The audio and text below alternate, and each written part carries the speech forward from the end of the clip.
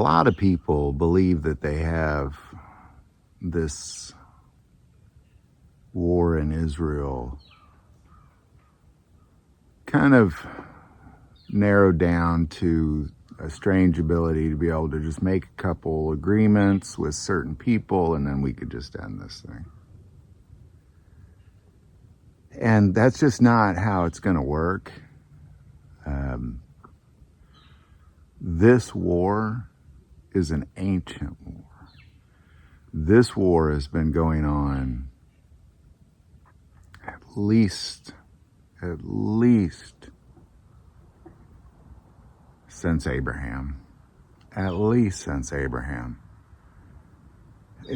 So really, this has been going on since the beginning of Israel with Jacob. Like, this is an ancient war. And really, one might argue that it goes all the way back to Adam and Eve, because there's a peculiar verse in Revelation where there's this thing going on between a woman and a dragon and a child.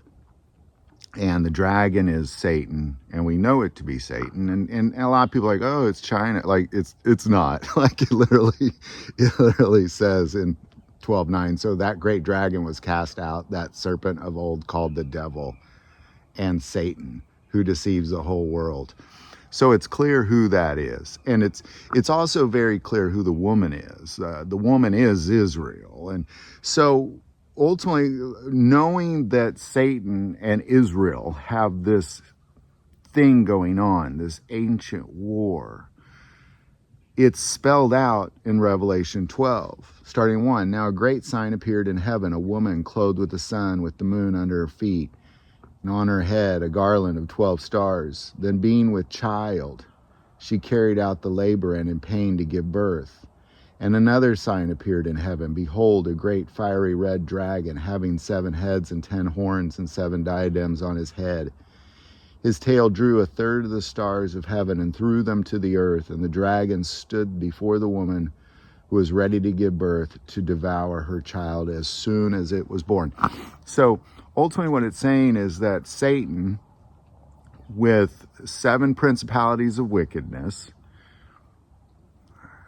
being one, and 6 other demons that are of authority, principalities, kings of darkness, so to say, and a third of the angels, so a countless number of angels, have all fallen. And now they're ready to devour Israel. Well, why do they want to devour Israel? Because she is about to give birth to a child that will redeem mankind, the only begotten Son of God. So they have sought to do this thing from the moment that it was declared with Adam and Eve. At that moment that it was declared with Adam and Eve, that through her seed, Satan has been following this path along and just trying to devour it, trying to stop it. That there was this child that would redeem mankind, that would be birthed from Israel.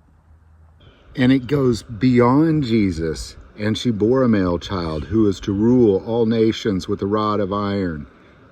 And her child was caught up to God and to his throne. Then the woman fled into the wilderness, where she has a place prepared by God, that they should feed her there 1,260 days. And war broke out in heaven. Michael and his angels fought against the dragon, and the dragon and his angels fought.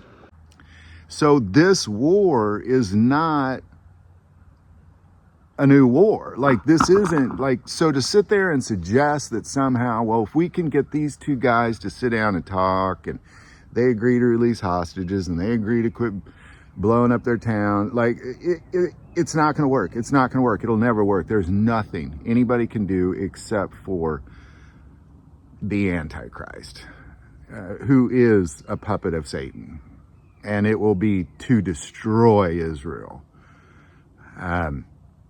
There is nothing that can be done. You just have to sit and watch it.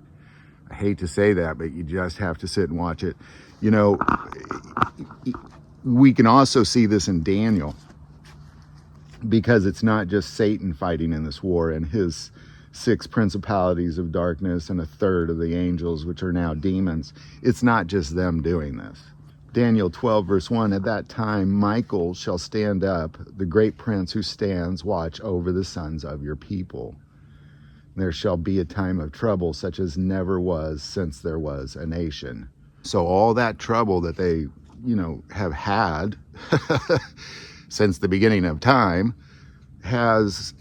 it's going to get a lot worse. And it's Michael who is fighting on behalf with who knows how many other angels that he's leading in this war. That's what the war is. Until you can get Michael and Satan to sit down, it's not going to stop. You can't get it to stop, and it's not going to stop. So I just think we are absolutely fooling ourselves to think that, if you're wondering which political candidate is going to somehow solve this problem, there's only one political person who will rise to power and will control Israel and will one day stand in Jerusalem and go into the temple and declare himself to be God, just like Daniel said and just like Jesus said.